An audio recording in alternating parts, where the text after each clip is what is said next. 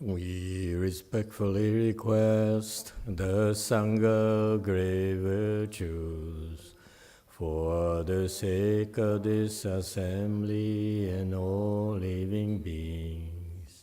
Please turn the wonderful Dharma wheel to teach and guide us how to end birth and death, leave suffering and attain bliss, and quickly realize non-birth.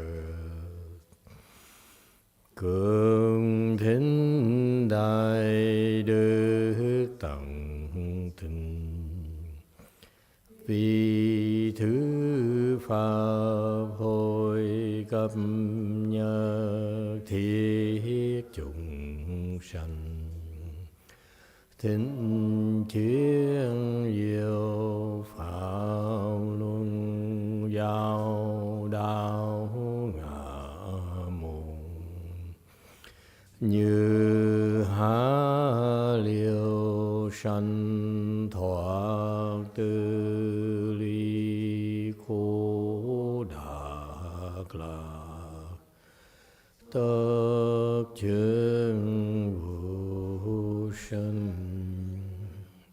Homage to the Blessed, Noble, and Perfectly Enlightened One. Nam mô Sa Đan Thọ Su Chế Đô Ye Ở La Hờ Đi San Miao San Pu Tô Xie.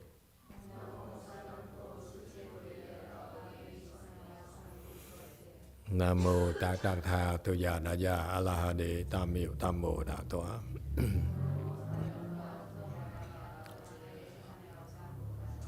The unsurpassed, profound, subtle, and wonderful Dharma in 100,000 million aeons is difficult to encounter. Now that I am able to see and hear, I will receive and maintain it. I vow to fathom the thus come one's true and actual principles. Wu shang sheng sheng wei miao fa bai qian wan jie nan zao yu wo jin jie wen de shou chi 愿解如来真实义。O Buddhas and Bodhisattvas, Great Master Sutra, Great Master YongHua, all good monks and nuns, and all good new advisors, Emitofuo. 诸佛菩萨、智者大士、师父上人、各位出家人、各位善知识，阿弥陀佛。 Chư Phật Bồ Tát, kính thưa trí giả đại sư của Thượng Thiên Hóa, quý thầy cô và quý vị thiện tri thức A Di Đà Phật. Hello everyone. Today is the 4th of January 2025. We're here at Go Force to continue discussing chapter 1 of the Vimalakirti Sutra. Thank you for coming and giving us a chance to learn about this wonderful, wonderful Dharma. First of all, this is the last lecture, this sutra during this year-end Fochi and Chanchi. And so I have mixed feelings because we we'll be saying goodbye to some of you who have taken up the opportunity to be here during the holidays to cultivate with us. We feel sorry for you. You must have nothing to do, nothing more important to do. Have a life, guys. I hope you all the normal happiness of the world, okay? Hopefully, seriously, hopefully, with the sacrifices you're making, your family is making, maybe you'll come back stronger and more resilient and more at peace with yourself and more tolerant. How's that? It's very important. Sign of improvement in you is that you, I was talking about this at lunch, your body becomes more flexible. It's a sign of health, increased health. Compared to your age, most of you will be, I know you're all a lot more flexible than you're supposed to be. That's a sign of good health right there, all right? And that's physical. And the associated mental side of it, spiritual side of it, mental side is that you are more tolerant. When I talk about mental is your brains, your intellect. You become more tolerant instead of insisting on having your way. You become more receptive, more tolerant of others who think differently than you, who believe differently from you. Okay, that's a sign of wisdom growing in you. Okay, and finally, spiritually, the difference is that you are a gooder person. Your heart feels better about yourself. That's why naturally you become gooder. I don't know any other English term besides gooder. We could use Gouda, which is a good cheese that I like. But it makes some of you are still fasting more hungry. Okay, and those are the little things that people will eventually notice, and it improves relationship, your interpersonal relationships. Okay, that's a nice thing. Well, that's what we observe throughout the years, the last all these 2 decades of practices with you. We notice that in you. And I know it's, I can't stress this enough. It happened because you made a lot of sacrifices of your time and of a lot of stuff you have. And you endure a lot of hardships in order to get there. There's no magic. We don't have a magic wand that makes you better, more tolerant, more patient, gooder, and all those things. You developed it yourself. It's all kudos to you, seriously. And which makes my job much harder. Every time I look at you, I say, oh my God, now there is an escalation of warfare. They're better, so I have to be better. I need to rise to the challenge. So let me tell you, every time I lecture the sutras and I speak Dharma to you, I have to admit to you, it's so stressful that I feel I can't even breathe. Because all of you have these 2 searchlights-like eyes staring at this guy. Oh, what he's going to say now? You are scary, let me tell you. So after lectures, I usually go back to my room and I shake for half an hour. The physical, uncontrollable shaking, because that's the kind of pressure you put on the poor speakers. Yeah. That's why people say, how come I don't allow more of my disciples to speak Dharma? Because I want to save them from the stress until they're ready. You are the meanest and the most scary audience that any Dharma master can face, because you evolve steadily. So it's this constant pressure from you. You know, I look at you and go, oh my God, here we go again. All right, so I know I want to say that because some of you are leaving after this weekend, so we appreciate your coming, and that's very important. I know that it's difficult for you to come, and and we enjoyed it, the time together. All right, and here we let's go back to this Dharma in question here, the Vimalakirti Sutra. We are in this chapter 1 that's describing some of the 32,000 Mahasattvas in attendance. And we're now on slide 188, Bodhisattva Dharma marks. 法相菩萨 And I remember the 189 commentary slide. I remember like the last couple of years ago, the last couple of years or so, there is a monk from outside who came in and listened for a while, and then he came off and on, and one day he decided to ask to shadow me for a week. And that's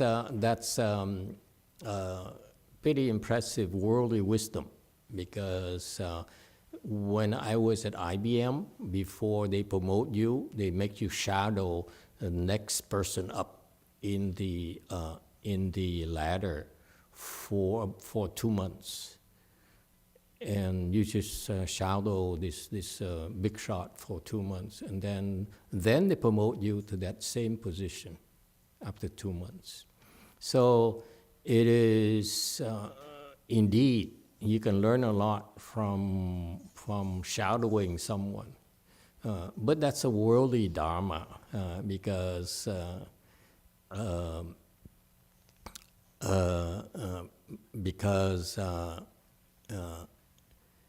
the circumstances are that you are ready to receive training. That's why you're allowed to shadow someone, okay, so that you learn the ins and outs of the position. So it's funny that this monk all of a sudden asked to shadow me for a week or so. And I chuckle, I say, you're not even my disciple. Why would I allow you even to shadow me? I don't even allow my own disciples to shadow me, because I don't need more stress. But the truth is that you won't be able to learn much, because all you can see, unless you have the wisdom, then you won't be able to see why people do certain things, okay? Not at all. And here we are with the Vimalakirti Sutra, where thanks to the help of a lot of my disciples, we have this translation and from AI and from all those people, and from the Dharma, from the teachings of Great Master Chutra, whose this simple line here on slide 189 explains to you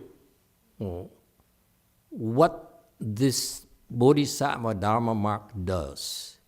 That's something that would take you many, many lifetimes, I mean countless lifetimes, before you would be able to hear of it even. Okay? And this is a lot more beneficial to you than shadowing an idiot like me. So I want you to understand why it's such a big deal for us to get together here and discuss this. And it's not about understanding, it's about hearing what these great men do. These are the greatest of the great bodhisattvas. Okay? So what does this Bodhisattva Dharma marks do?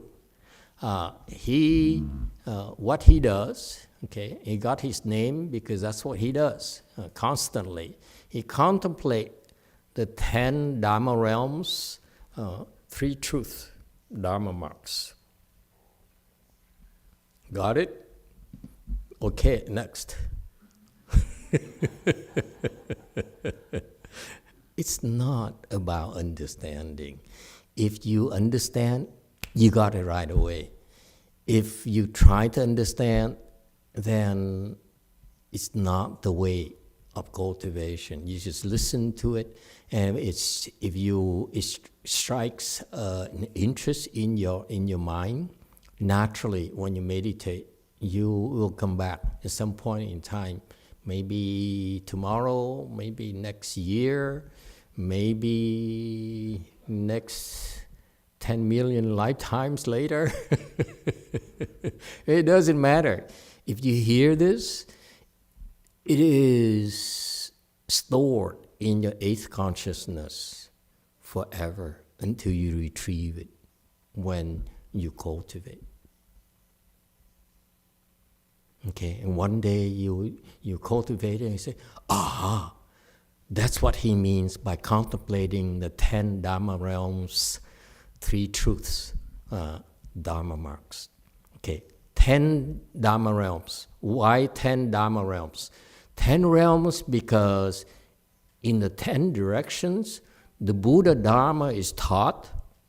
Okay? It's the same Buddha Dharma. However, the emphasis is different. Meaning that, for example, never mind about 10 realms. I mean, this is a big universe. It's too far for us. But if, for example, if you look at Buddhism, we call it Chinese Buddhism because the Chinese have a certain characteristics, like Asian Buddhism, they have to be based on the Confucian value system, if you will. Okay? And so that's why the Dharma realms here, the Buddha Dharma has its peculiar different characteristics depending on the listeners, the disciples. You see, and so that's why this Bodhisattva here. Look at the scope of his influence. He feels responsible for the 10 directions. Okay, that's all over the universe. Okay, and what does he contemplate? The 3 truths in the 10 directions. Okay, the 3 truths are very important for you to always remember these core concepts. 3 truths are primary truth, mundane truth, and middle truth. This is what you need to do when you're ready to become enlightened. Whether some of you will be put through it specifically, okay, do this, do this, do this. Some of you will be channeled, corralled into that naturally through assignments, okay?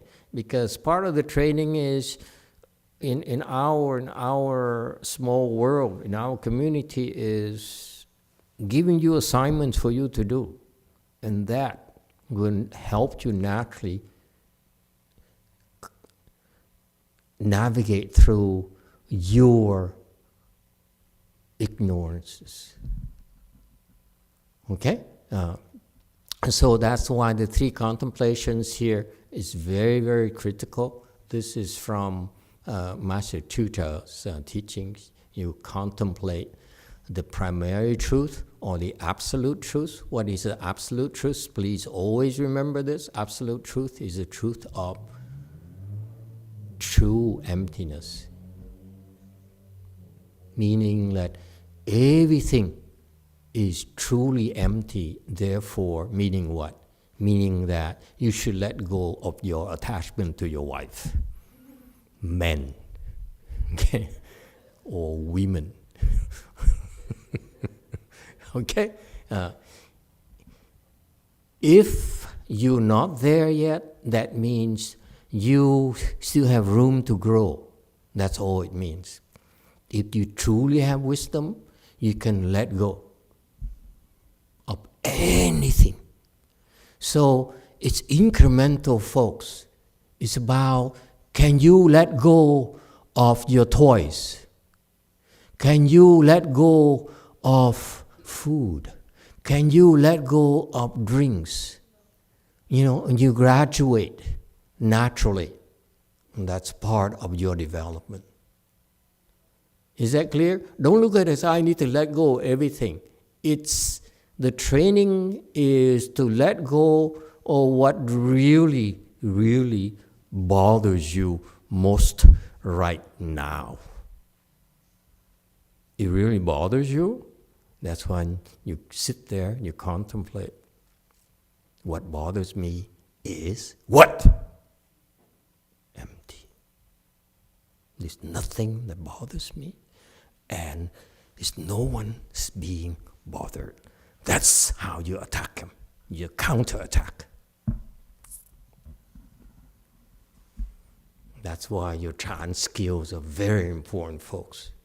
Look casual, we do little things, but you're slowly developing the skills to counter-attack.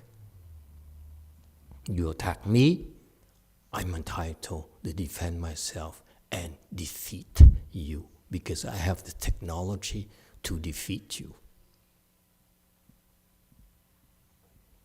So we feel this. The more we struggle, okay, whatever you're struggling with, your hunger, it bothers you, I feel so tired, okay, you can lie down, rest, or, I know it's too late for you, okay, or you cross your legs and you look at hunger and said, this hunger is not real. My body is actually empty. And you look at it and you fight and you fight, you fight, and one day when you're out of breath, of strength, that's when, boom, the magic happens. And that's why I keep on telling these stupid depression demons, they're so stupid. I look at them and said, come and attack me, come and attack my disciple, because I'm telling you, when you attack them, I will use your attack to teach my disciples to get out and overcome it. And they cannot help themselves. They keep on attacking us. Stupid. Does it help? That's the primary truth. You start with that. You said, what bothers me? I'm not talking about everything. I'm talking about you looking inside. And you say, this really, really bothers me. And sometimes this one thing that bothers you, you can't handle it. Okay? It's okay. Go to the next one. Is that clear? We cannot fix our biggest problems right away, but we go to the next one. Okay? And we work on that. It's still too much for us, you go to the third one. Okay?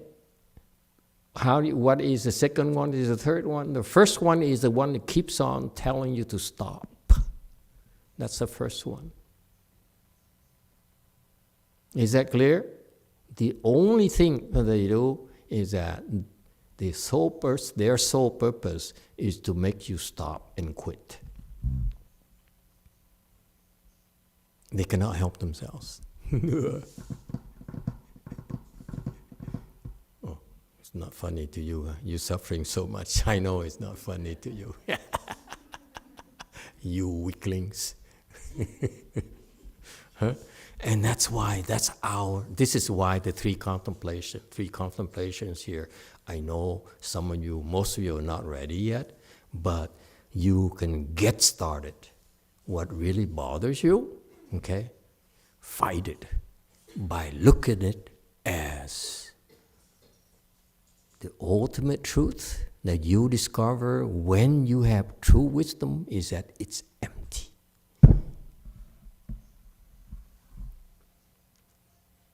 And I be frank with you, the one thing that bothers you, you can't deal with it. Go to the next one. It's okay.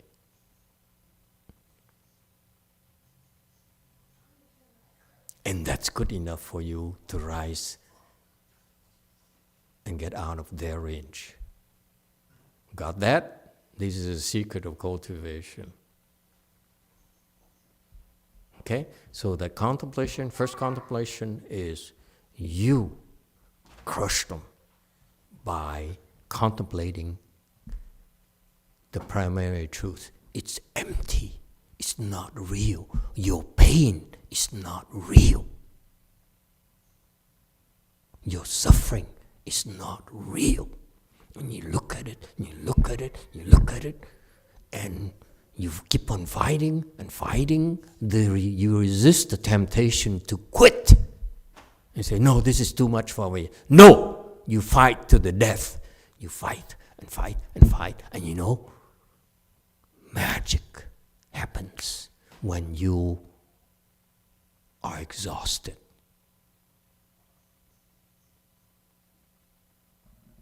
Don't quit prematurely. If you quit prematurely, you never discover the primary truth, that is, it's all empty. You have to do it. If you do it the way I describe it to you, you will discover the primary truth yourself.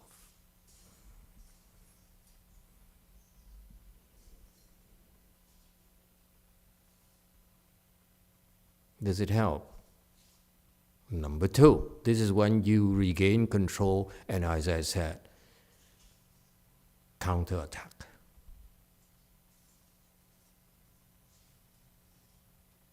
You come and attack me, I have the technology to counterattack and neutralize you.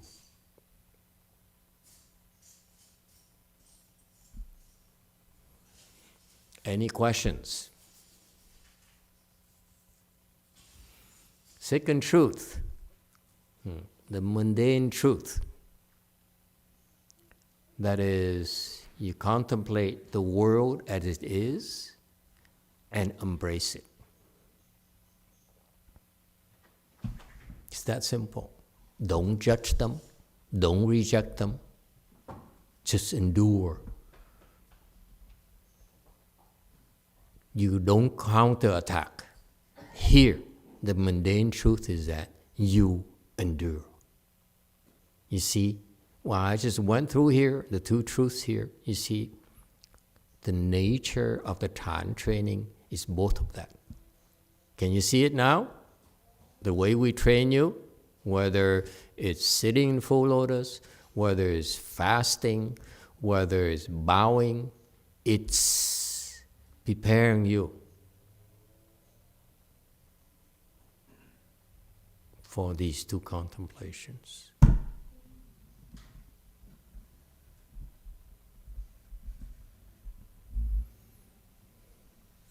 And I'm not afraid to share the secret with the rest of the world, because there's one element that makes it very advantageous for you is our community. You know, we all struggle so much that naturally there is camaraderie, there is a sense of community where, you know, the person who is a bit higher than you look at you and say, oh, I know what you're going through because I went through it myself. Okay? There's tolerance. There's support. You're not alone by the window. Okay? And that's what we took 2 decades to build this community. It makes it very, very special, preparing you for these 2 contemplations. And contemplation number 3 is the middle. Okay? And you finish the middle contemplation, you become enlightened.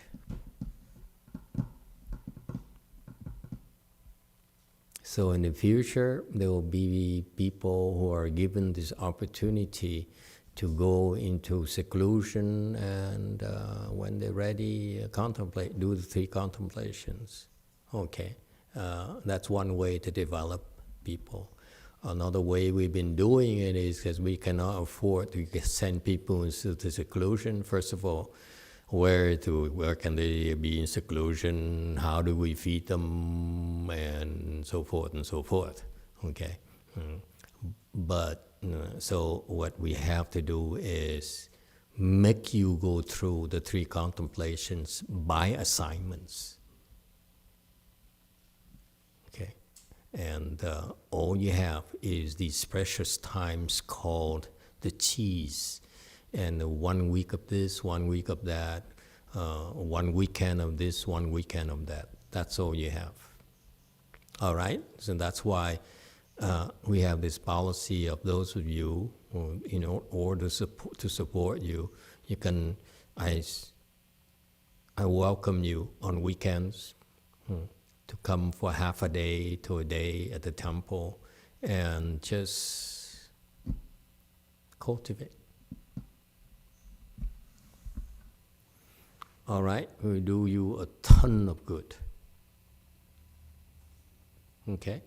Or if you're so far away, you can come for a week or so, a few days or so. Hopefully, for those of you in Asia, we're going to have a way place where we can welcome some of you for a few days, okay? And so that you can practice there. All right? All right. So that's a 3 truths. Dharma marks meaning, remember what I told you? Dharma marks here refers to, don't be confused by it. Dharma marks means everything. Dharma means everything. The marks of everything. Mark is in Buddhist jargon, that means what can be observed, or characteristics is another word for marks, okay? And so in Buddhism, the way you trained, the way you open your wisdom is by using the confusion that your 6 sense organs are, that they create by looking at the Dharma marks. Because everything has characteristics, either with the sound, with the smell, with the taste, and so forth. And those are confusing you. And you've been like this way for many, many lifetimes. So we use that in order to help you get out of your state of confusion. So if you will, use poison to fight poison. Okay? Does it help? Okay? I just explained to you the theory behind it. Okay? And maybe I present it in a way using very simple words for you. The time people would like to use, the whole paragraph of unintelligible words that they themselves don't even understand. I struggle with some, when I give you a sentence, I say, Dharma marks, how do I explain that? What would that mean to people? Okay, so I please simplify for you. So basically, the Dharma marks is, don't be confused by that, because at his level, you need to understand the scope of his contemplation. His contemplation is that everything. Whereas for us, at our level, we can open up by our wisdom by what? By contemplating what bothers us. Got that? Does it help? Because if you ignore what bothers you, it will follow you to your grave, to the next body, and next body, and next body.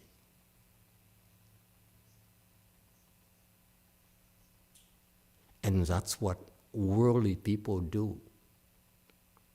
They encumber themselves with these things, lifetime after lifetime, so they sink.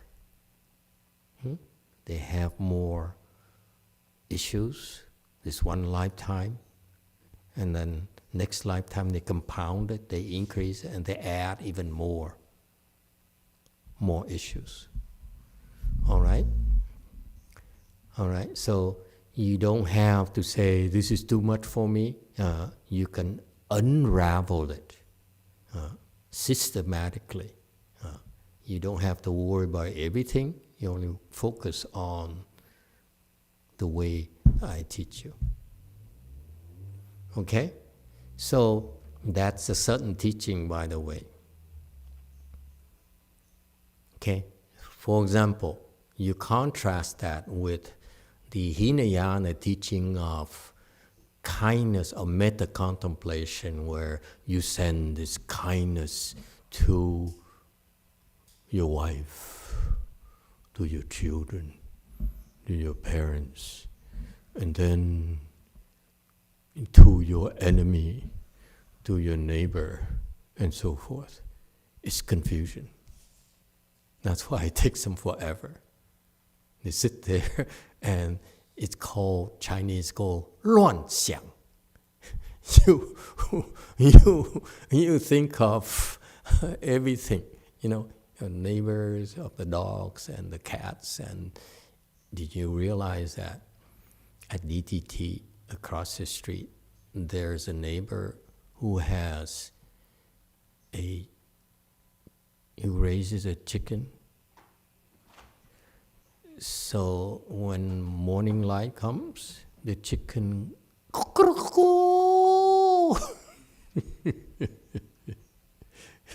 okay? It is confusion.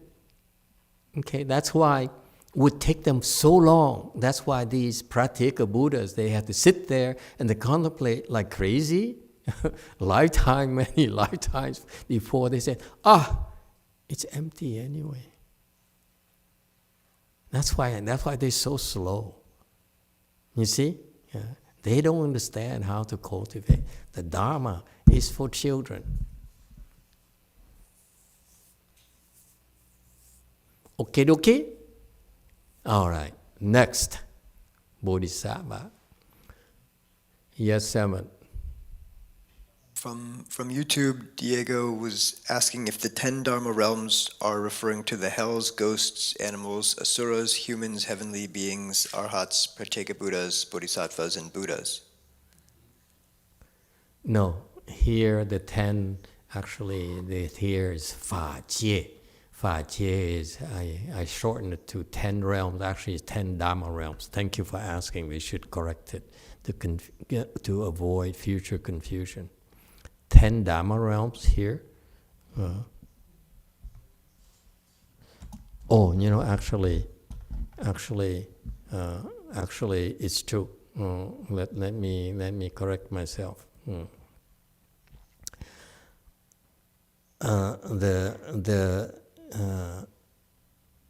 Xu Fang, I'm sorry. I'm glad that Diego corrected me. I stand corrected. Xu Fa Jie is 10 Dharma realms. Yes, the realms of the Buddhas, Bodhisattvas, and so forth. Hells and so forth.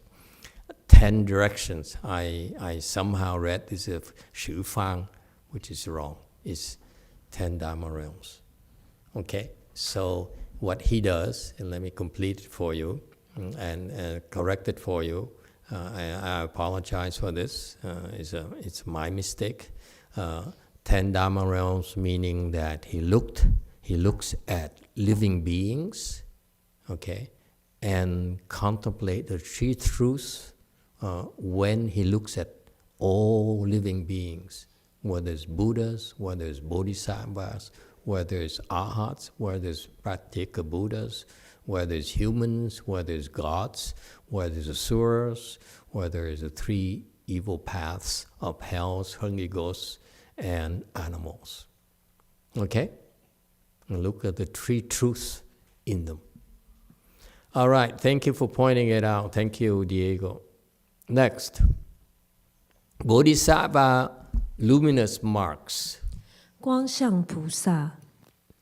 These are big shots, folks. To hear the names is a tremendous honor. Okay, and it creates a affinity between you and this particular Bodhisattva, luminous marks. Okay? And so what is luminous marks? Master Sutra explains it as when you have wisdom, okay, the wisdom light. This wisdom light will be able to reveal the real marks. Okay? So what does it mean? It means that these bodhisattvas, this bodhisattva here, uses his wisdom, his incredible wisdom, his Buddha's wisdom.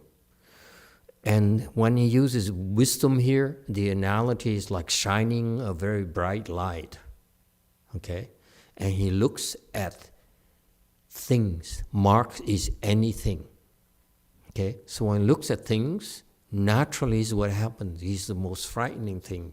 When he looks at something, his wisdom light shines upon that, and he sees the real marks. And when you see the real marks, you're able to let go. Okay? The reason that you cannot let go, you cannot see the primary truth yet, is because you cannot see the real marks. Okay? 实相 is 无相. 实相 is 无相. 无不相. That's what you remember, you memorize. Real marks is no marks. But there's nothing without marks. Memorize it. I memorize it. I couldn't understand. I just memorize it. And one day, boom, I say, that's what it means.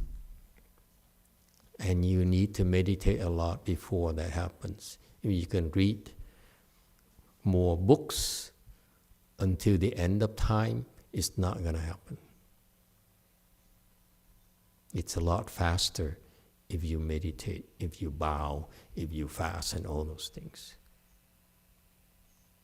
Okay? So this wisdom light here, when it shines upon anything, he can see the real mark, the advantage of seeing real mark, which means it's truly empty, enables you to drop it. Drop any attachments. So he has no attachments whatsoever because he can see the real marks so clearly.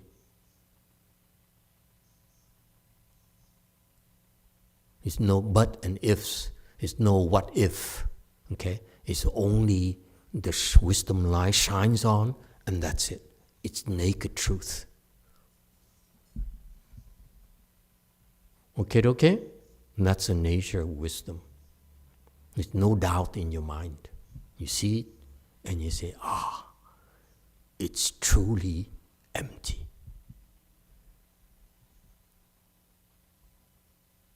Next, Bodhisattva radiant splendor. 光严菩萨 Okay, according to Master Sutra, he explains it as the wisdom light in your mind, okay, adorn the Dharma body. I have no idea what he's talking about.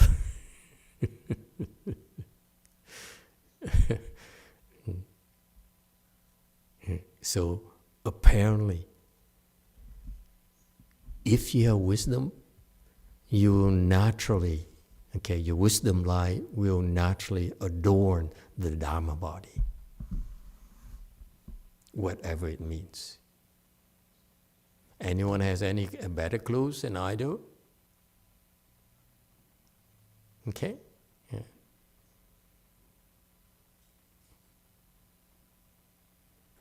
Okay? So, if you will, when you have great wisdom like this Bodhisattva, his mere presence right there at that Dharma assembly with this Vimalakirti Sutra explanation is adorning with his mere presence, because his mere presence is, he brings his wisdom light with him and adorns the entire universe. Isn't that nice that you can simply be yourself and you're adorning everything? You are benefiting everything. You are enhancing everything. That's your contribution. You may not be able to, like him, have this wisdom light that shines in the 10 directions everywhere. Okay? But the point is still the same. Your wisdom there that you have developed so far is adorning.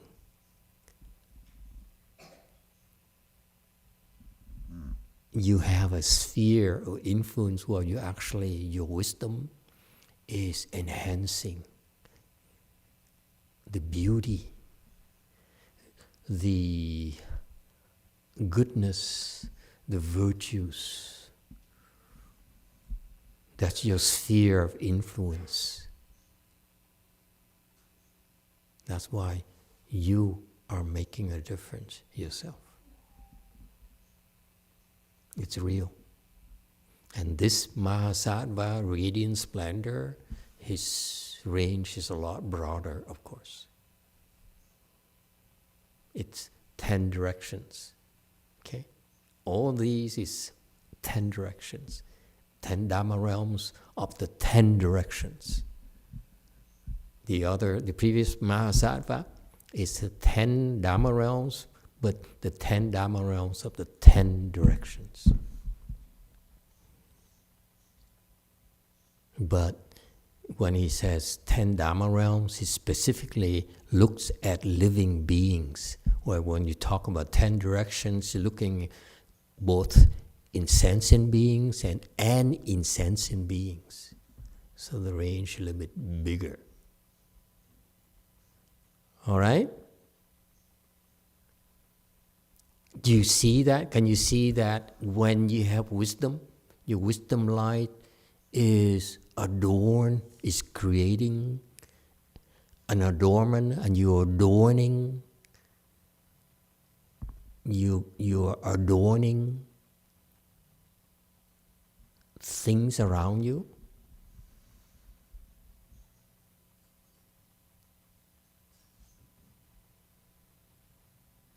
That's your gift, naturally.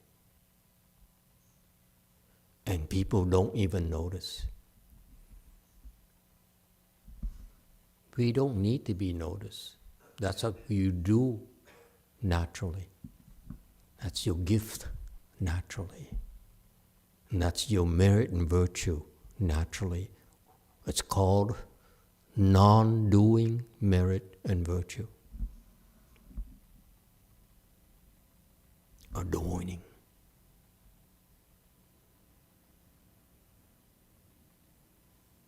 What's adorning?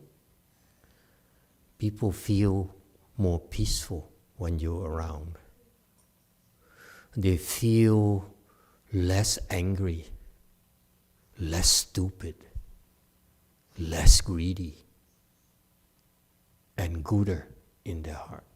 But they cannot put a finger on it. And that's why these Mahasattvas, these Bodhisattvas, are everywhere, adorning.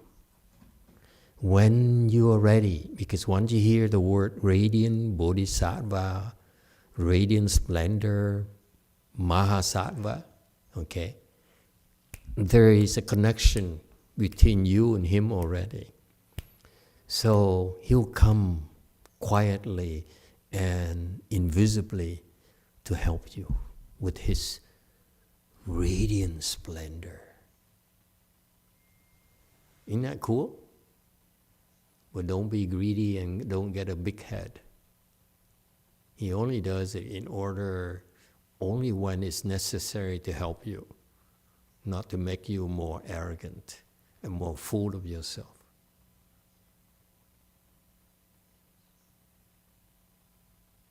All right, next. Bodhisattva, great adornment. 大言菩萨， Okay, another big shot. Okay, and Master Chucha, he says this is what he does in order to create great adornment. Okay, and this is this is what he does in order to create great adornments. What he does is he contemplate at the nature of the mind. All right? And he sees it as the nature of the mind as expansive and vast like empty space. Okay? So what happened is that, let me help relate to you in a smaller scale. Okay? Our mind is our thinking mind is very, very limited. The more we learn, the more limited we become. Why is that? Because it's called the obstruction of what is known. The more you know, the more you become full of yourself and you refuse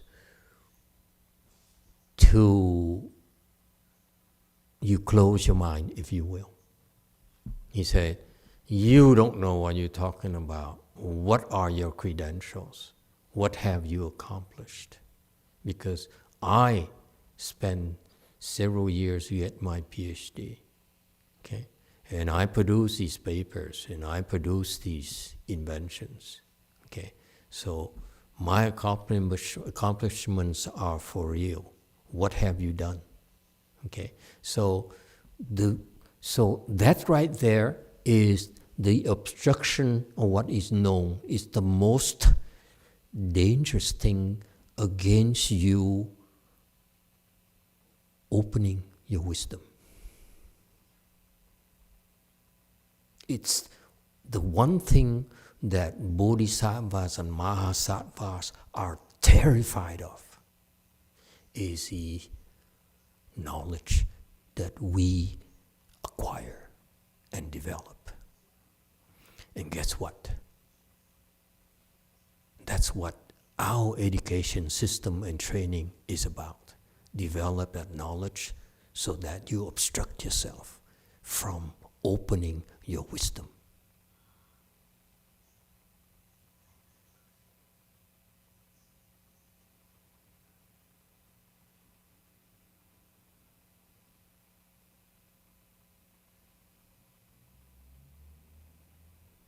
Okay? So the antidote to that is right here. He says, when your thinking mind is bound by these concrete things, okay, these what so-called facts, accomplishments, okay, then it cannot expand anymore. Whereas your true mind, which is different from your thinking mind, is actually expansive and vast like empty space.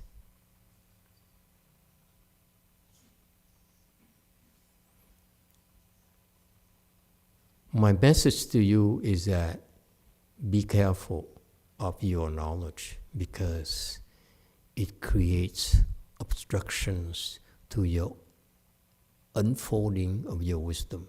It happens to all the Bodhisattvas. Yesterday we made fun of the old monk. He said, so what do you think? What are his problems? His problems, number one, is relics. When you see relics rain and you see all these things, and they are the most precious things, they're priceless, okay, it obstructs you. And you don't see it as empty anymore. You see it as Buddha's relics, when actually a relic's true nature is what? Empty.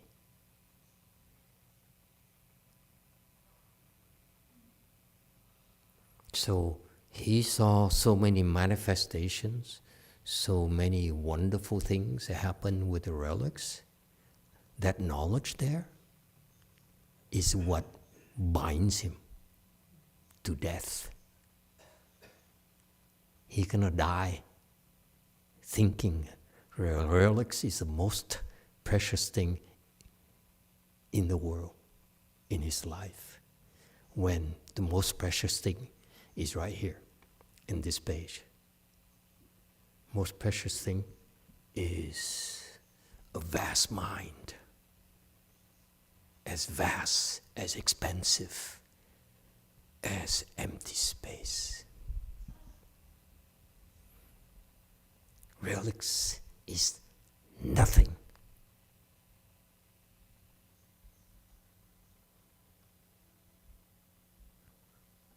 And that's, don't go very far. If you look and you tell him that and say, who are you to talk to me like this? I'm the one who makes relics rain.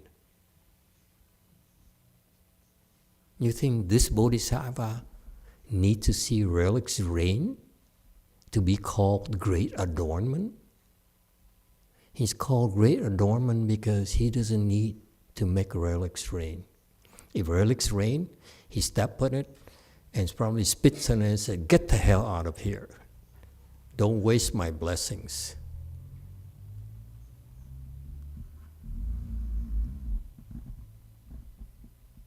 And see how patient I am with this old fool for 10 years.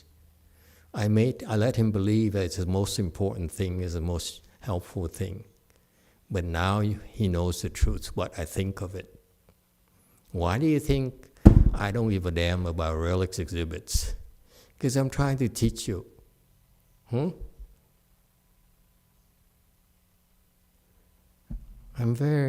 told you, that is to help people who don't cultivate. And that's what it's for. But it's never that important.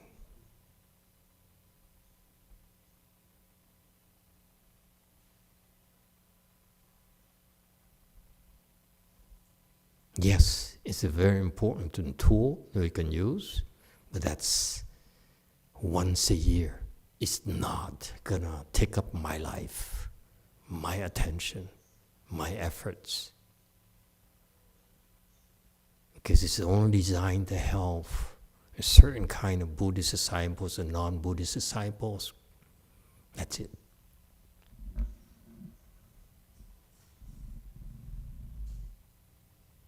See how brutal it is. If you yourself can can recite this mantra or recite this sutra, and then all of a sudden you see relics draining down everywhere you go, under here, on there, and so forth. It's a cool thing, isn't it? And that's the obstruction of what is known.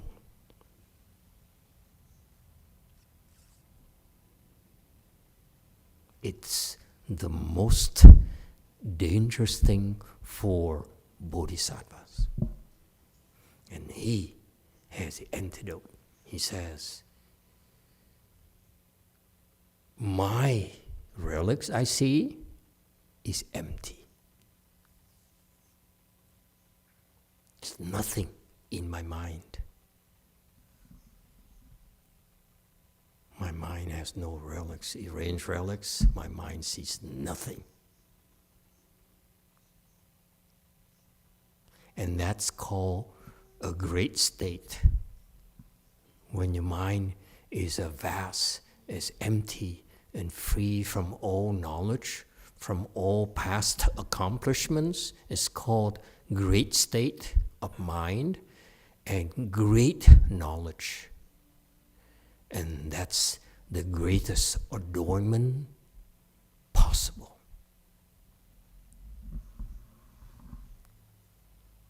Different world, isn't it? From yours.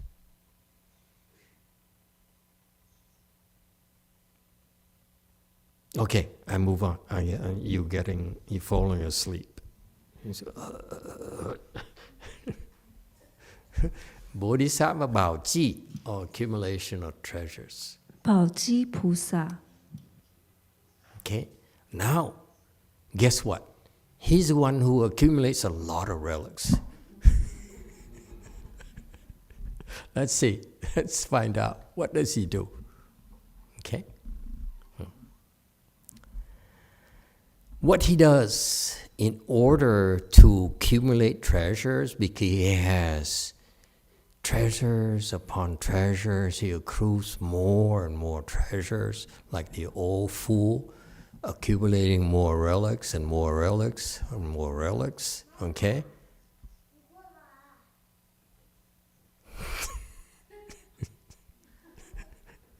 The boss calls.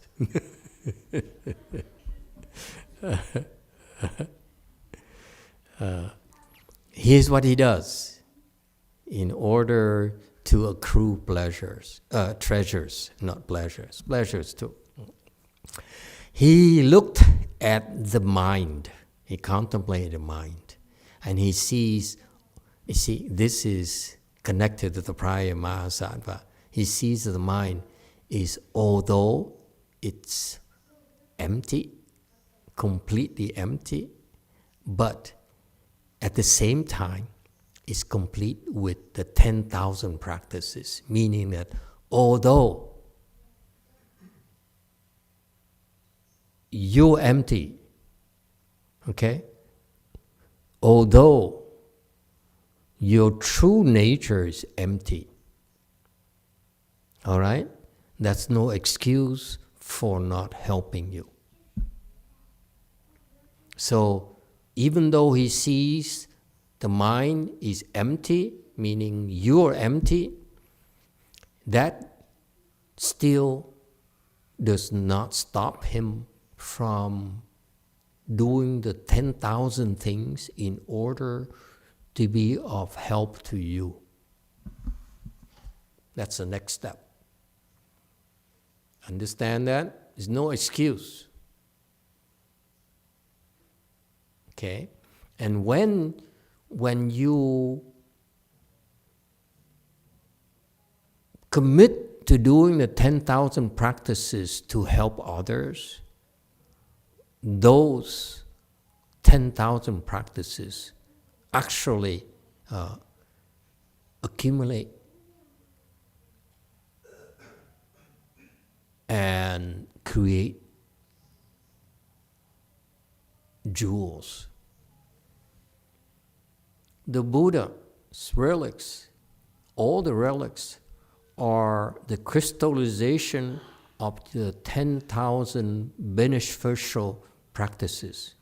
And the reason that Master Hsuan Hua has something like several thousand relics, because that's a crystallization of the 10,000 beneficial, the 6,000 beneficial practices that he did in his lifetime. Buddhas, in contrast, Buddhas have infinite relics, okay, with infinite varieties. You go to Thailand, they have their own style of relics. You go to India, they have their own style of relics, a little bit drier than the Thai people, because India is dry country. Okay. You go to Myanmar, it's different. You go to Tibetan relics, you see that it's different kinds of relics all together. Okay? And so these, the Buddhas, he has all these different type of relics. They're all Buddha's relics, but they're all different because of his 10,000 practices. Isn't that cool? And that's a physical manifestation, these gems, these relics, and this gold like that you will find in the Western Bliss Pure Land. The ground is made of gold and of diamonds, not cubic zirconias, mind you. There's no cubic zirconia in the Pure Land. Only diamonds and silver and copper and precious metals. Okay? Lapis lazuli, manau, carnelian, red pearls, and so forth. And all those gems are because of the 10,000 practices that Amitabha Buddha have performed lifetime after lifetime after lifetime. And he says, with all this merit and virtue, okay, even though he sees that all living beings are empty, he's still willing to help them. Okay, and they, in the end, because of all that gems he accrued in his path of cultivation, he's able to create something called Western Bliss Pure Land. Isn't that cool? It's real. If you believe in Western Bliss Pure Land, then you should believe that it came about because of the 10,000 practices. And he had to accrue the treasures, like Bao Ji, right here.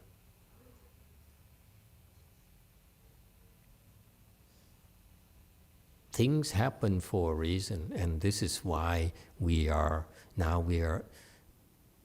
taking a peek into their world on why and how Buddha lamps came about and materialized. All right? Yes, 7. From YouTube, we have Daniel7, who asks, Amitofuo Master, are there yin beings who try to drain and feed off our energy, sort of like a vampire? Absolutely. Would you like to know which beings? It's your sons.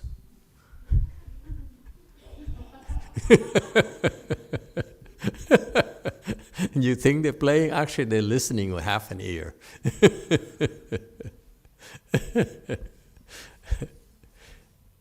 We are sucking energy from each other constantly. This one is sucking energy from that one sucking energy from the one behind her, and so forth. You know, we're sucking energy back and forth. It's life.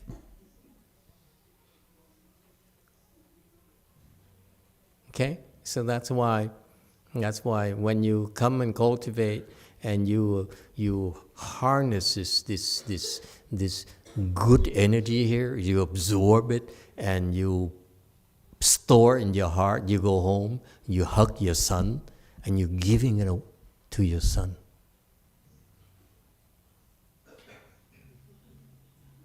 Okay? And that's one of the more important gifts you can give to your son. Because that good energy there, those good vibes you give to them is actually doing a lot more good than you realize. You know, on the other hand, if you are a salesman, and this is not a knock on salesmen or realtors, okay, and you go and you cheat on your clients, and in order to make money, and that's what we all have to do when we sell. Let's face it. Okay? If you're truthful, it's a wrong profession. Okay, so we have to, like you management, oh boy, do you have to con your employees. You cannot be truthful to them, okay?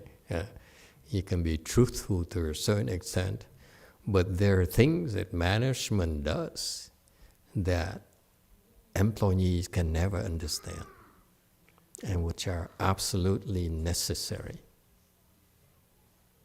Okay, same thing, yeah.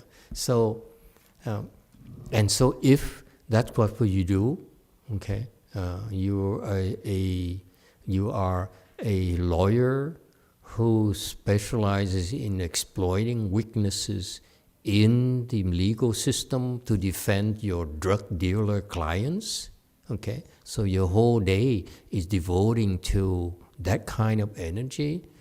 You bring it home to your family and you pass it on to your children and to your husbands. Don't look very far. Don't think that, the thing will suck your energy. No, you suck energy and others suck energy from you. That's life. All right? The externalists have these practices where they actually suck energy from you through, I saw a guy who did it through his palm of a hand here. Okay, so when I first started practicing Buddhism, there's this Taoist here, it says, I suck energy from girls. I said, oh yeah, how do you do that? He says, let me teach you. Contemplate right here. And I said, so why would you want to do that? He says, when you do that,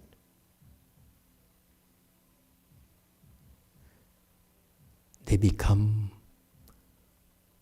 less resistant to you.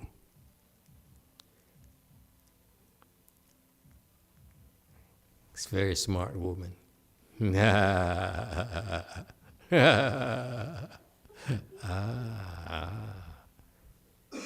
They have such things.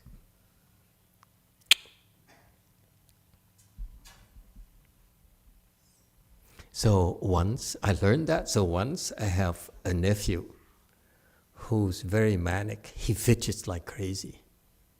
He moves, he's like maybe 3-4-year-old.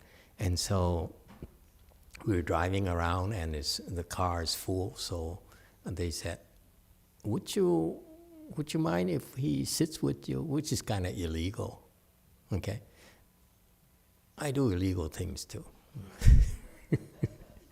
So I said, okay, no problem. So he sat there, in the front seat with me, and right there between my legs, and he fidgets like crazy. He turns around, and moves, twists his body, and I remember this externalist guy acquaintance who says, if I suck his energy, I see what happens.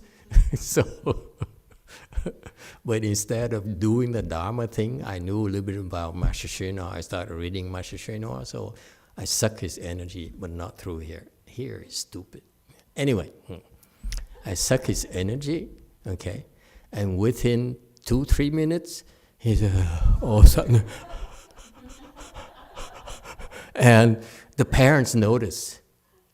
The parents said, what happened to him? He always fidgets like crazy wherever we go until we're tired. They were so impressed. I said, I don't know.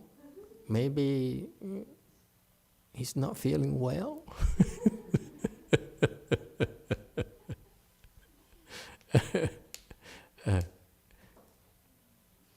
Don't do that, okay? Anyway. We should give, not steal from people. That's not healthy.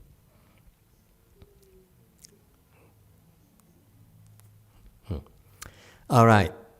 Are we okay with accumulation of treasures? Next. Yes, two.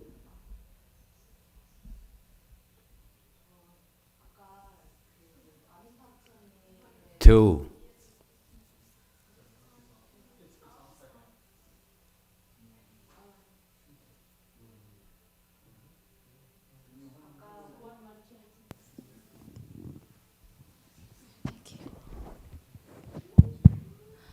아까 그 아미타 부처님의 정토가 그 만행으로 장엄된 아미타 부처님의 그 렐릭으로 이루어져 있다고 하셨는데, 그러면 이 예토도, 우리가 지금 살고 있는 이 예토도 그러면은 서가모니, 이 세상 자체가 다 서가모니 부처님의 결국에는 그 렐릭으로 이루어져 있는 겁니까?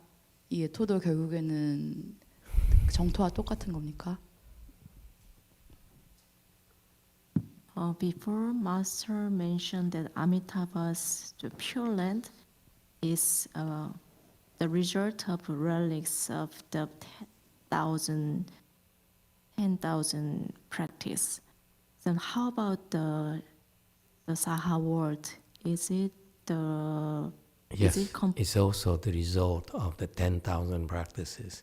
But Shakyamuni Buddha chose to manifest it with gold buried under the ground.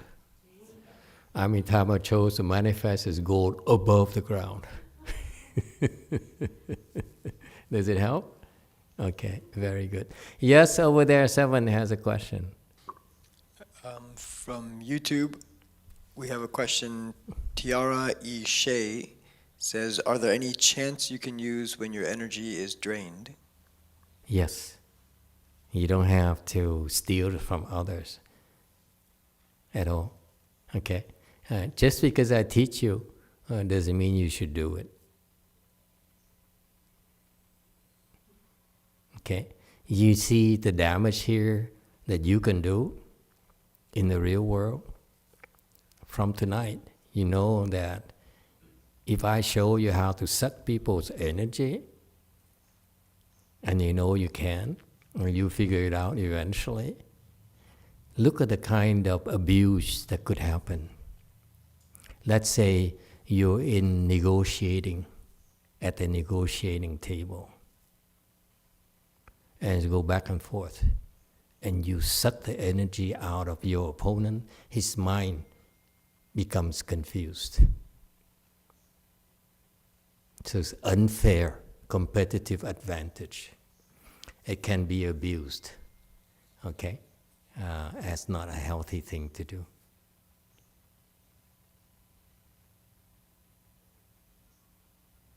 This is what a lot of these externalists, disciples, they do in order to gain an advantage over us. Okay? And when they do that, they're in big trouble. They sink. The more you abuse it, the faster you sink. So they only see short-term benefits, they don't see the serious damages.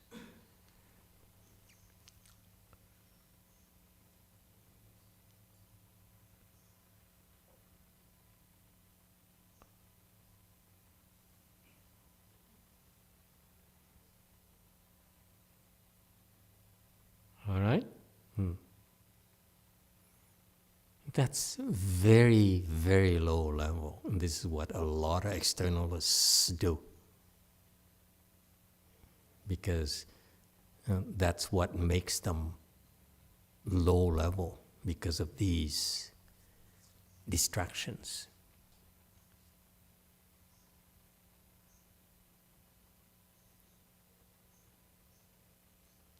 All right? They don't see the big picture, and that's why they get sidetracked by these little things.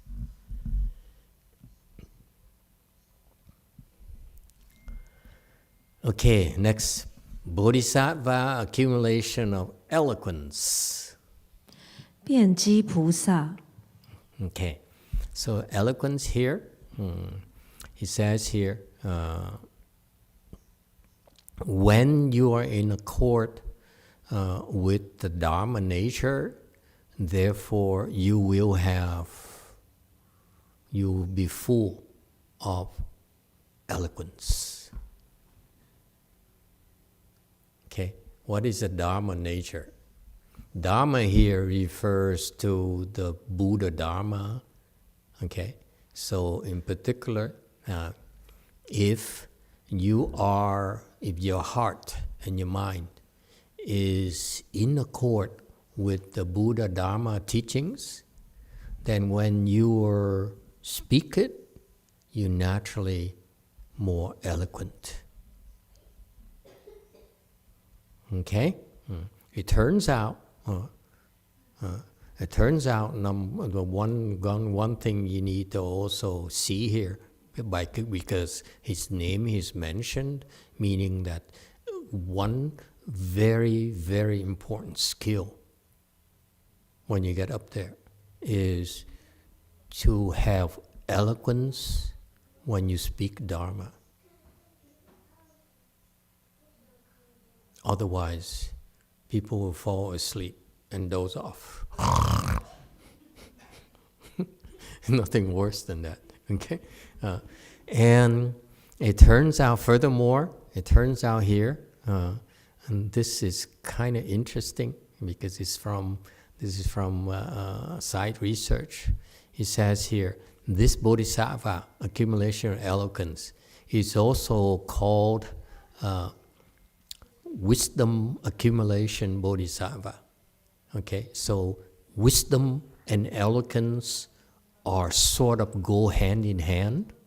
Okay, and he also says here, in this era, in the kalpa of the worthy kalpa, among the 16 Buddhas, he's one of them.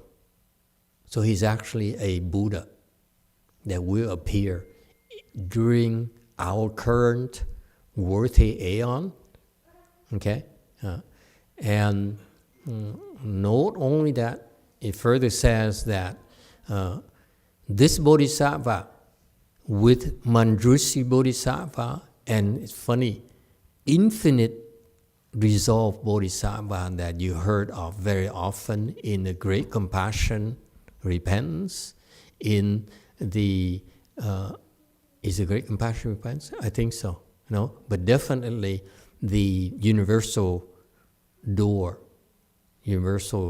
chapter 25 of Lotus Sutra that we recite during the One Dharma assemblies, where he's an interculator with the Buddha, and the Buddha explained the Dharma to him. He's actually at the same level as Manjushri. Okay, at the same level as this accumulation of eloquence, meaning they're actually Buddhas manifesting as Mahasattvas. Okay, big shot. Okay, accumulation of eloquence. Remember his name. Next one, Bodhisattva jewel hands. 保守菩萨 Okay, jewel hands is refers to Bao Shou here. Jewel hand here refers to a tantric Dharma. Okay, they practice a Dharma called jewel hands. What hand is it in the 42 hands and eyes?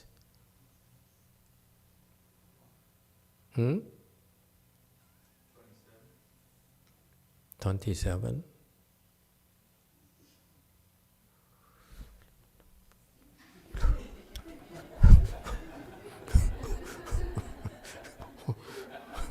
$27? No. Anyone? What's jewel hand? Yeah, you kidding me? I gave you this treasure, this priceless treasure, and you don't even know? What?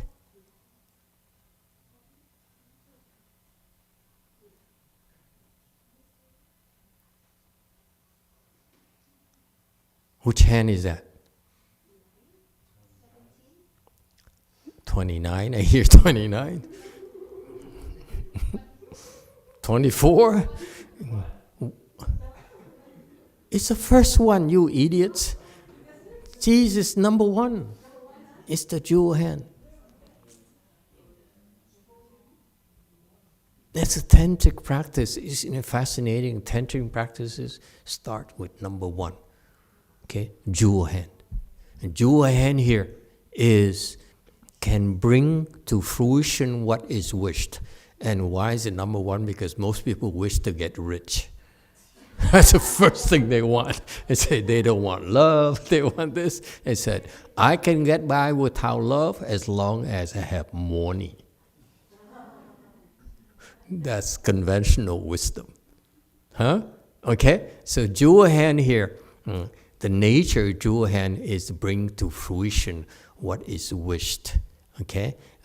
So what it really says here is that Ru Yi Zhu, okay, it's as you wish pearl. In number one hand we practice, we give you. Okay? So that Dharma right there is... This Bodhisattva is, if you want to accomplish that, you pray to that Bodhisattva. Yeah, okay? And what he does is, he says that he contemplates, he purifies his body mind, he purifies his mind, and that is, and then that's how you realize your mind is complete with the two wisdoms of provisional and actual of the jewel hand. Okay, so you see, whatever explained to you in that handout we give to you and all the books that Master YongHua wrote and explained and the sutras, actually, this is the engine behind it. Isn't that fascinating? Huh? Don't think that the jewel hand you practice number one right there. Okay, okay. When you do that, not only will you be rich this lifetime, or eventually, maybe in a future lifetime, because you're no good. But actually, it gives you provisional, actual wisdom. It opens that provisional, actual wisdom. Opens your wisdom, and you see it only as money. You small thinkers. Okay? You see the kind of treasure you have? One hand is what this guy specializes in.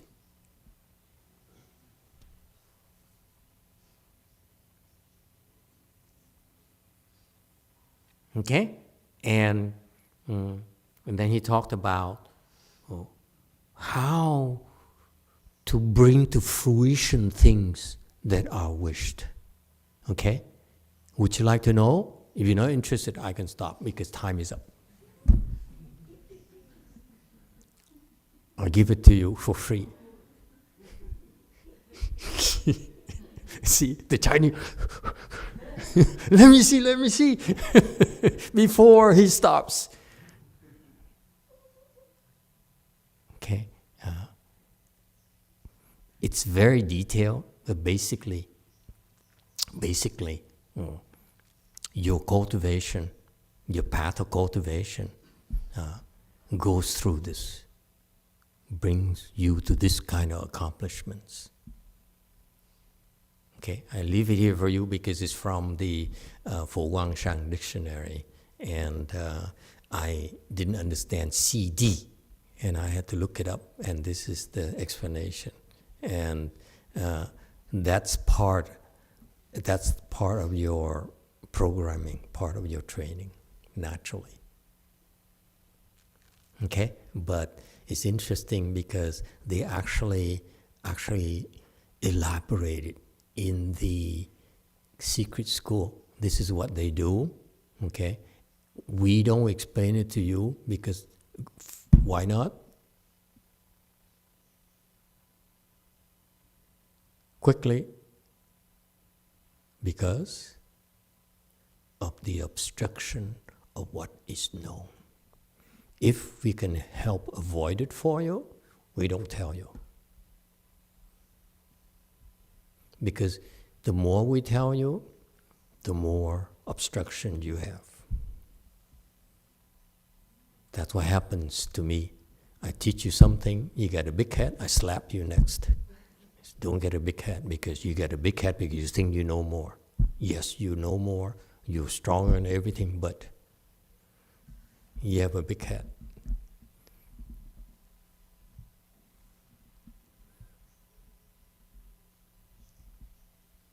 Okay? And that's the difference between me and my teacher, my Chinese teacher. My Chinese teacher, he's afraid to offend his disciples. They run away. He needs American disciples. I don't. I don't need any disciples. And that's why.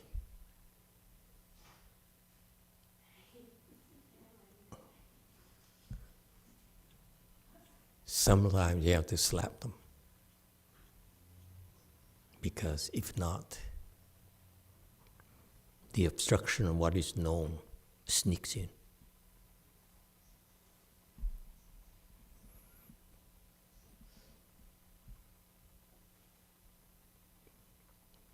What do you think? You progress so fast and we tell you you are 2A, second stage Rahat, you're 4th stage Rahat, you're 1G, first ground Bodhisattva, and so forth.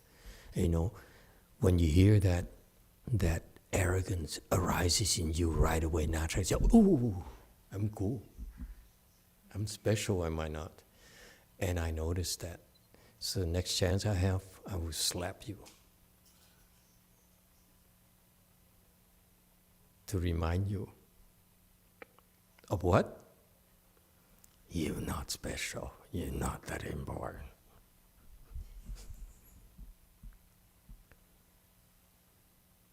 And that's a counter move to the obstruction of what is known. My master doesn't do that. That's why they get in trouble and cannot be undone.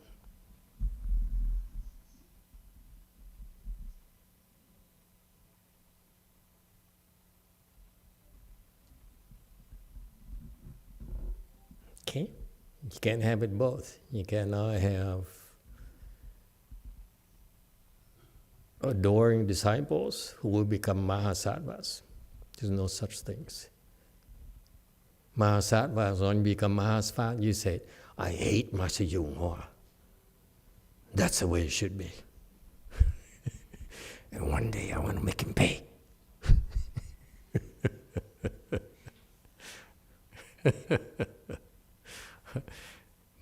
They all adore my Chinese teacher. He's the world to them. He's like me, for me as well. He's my idol. Okay? That's why 6th Patriarch had to come and slap me in the face. You idiot. I'm so grateful for that. Very early on, 6th Patriarch came and said, you an idiot. Why are you so stupid? You think you're smart. You're so stupid. It sticks with me. I have a complex of inferiority because the damage is done forever. If someone who is like a Buddha tells you you're stupid, he cannot be wrong. No matter how much you... What's so funny? You lucky you far away. Yes, Wei Mountain. Master, it just dawned on me that Universal Door chapter, so the conversation between the Buddha and the infinite intention Bodhisattva, actually, they just two Buddha talking to each other and praising Guan Yin Bodhisattva. So basically, what they talking about is just like complete teaching. That's right. Perfect teaching. That's right. That's why that Lotus Sutra is incredible. Incredible wisdom. And when you recite the Universal Door chapter there, It's you're creating incredible seeds for yourself, incredible seeds of wisdom, incredible treasures. Tonight, we talk about Bao Ji and all these Bodhisattvas. That's what they're doing. Okay? All right. Thank you, Ed. Okay, what do you want? For? I'm reading a question from Xiaojin in China. Okay. So she, Go ahead. In in October last year, she sat for 30 hours at home, and afterwards her left knee had some pain, and then she sat for 24 hours again the second weekend. By that time, she can still walk without feeling the knee pain, but then she kept sitting for like 4 or 5 hours, and then the pain on the inner side of her left knee became Stop more sitting. obvious. Huh? Stop sitting until it heals. Yeah. So she basically asked that she has been seeing doctor, and her questions essentially should she? So she has been seeing acupuncture for 1 month now. They say that there might be a small ligament on the knee that's been injured. So it sounds like she wants to sit still. Who in the told her full to sit lotus. so much, so soon? From what I know, nobody told her, and she asked Venerable Xianxin about a month ago. So Xinxin's fault. No, Venerable Xianxin Now we know. Venerable Xianxin gave her the advice that she should not sitting, long sit, and then she starts. Stop it completely. Don't bend that leg anymore. Okay, that's basically her question. Her question is, should he? Don't bend it. You can do the other leg, but not that leg. Yeah, she decided to sit 30 hours herself. She heard it from some Sangha that sitting 30 hours helped the Sangha. So she decided to sit 30 hours on her own But she's not a Sangha. without telling. I heard it after fact. Yeah. Yeah, I told her to rest already. Again, folks, okay, don't go crazy. Go slow. There's no need for you to be in such a hurry. Okay? The body needs time to adapt. Okay? I strongly urge you to go slow. No need to push yourself so hard. Okay? Physically, you need to give your body a chance to catch up with your mind. Your mind can take it, but your body cannot. And if you're not careful, you injure yourself. And it takes you a lot longer to recover, that's all. That's part of what I learned. I injured myself as well. And it took me 6 months before I could sit in full lotus again. It's funny, you know. I sat for 16 hours and hyperextended my knees because the previous time was 10 hours, and I decided to impress those people who had seen 10,000 Buddhas during my first official Chanchi. So I sat for 16 hours, and the Vietnam people at night, they walked in to make sure that I was still sitting. You know, I was the only one in the Buddha hall. I was very proud. And I sat straight because I knew they're coming. The door opens, and then when they left, it's all facade for me. I'm Vietnam, okay? And after that, my knees are hyperextended, and it hurt like hell. I was stupid. You see, I was so stupid. Just from 10 to 16 hours, I injured myself already. This woman is crazy. You don't do that. Okay, and you lose more time to heal yourself. The body will heal, hopefully. Okay, most of the time will heal, but that's why this is my advice to you. Go very slow. Go incremental. Okay, go 10%, 20% max. That's it. You don't go more than that. And wait for the next time so that your body can adapt. That's all. Okay? The Dharma is not about going crazy to damage yourself. Okay? Don't do that. Yeah. You go incrementally, and that's a lot better for you. The training is incremental. It's not, you're not supposed to go crazy. Okay? I go 10% more, 20% max. That's it. If you're ambitious, I prefer to go slow. Okay? Is that clear? Just because, right now you say you can handle it, but the body, okay, your mind, again, there's your mind that can adapt so fast, but the body needs time. Okay? So that's why after that you need to rest so that your body can catch up. Just like after the flu, I just had the flu. Finally, I have stamina. So for 3 weeks, my body, I couldn't sustain anything.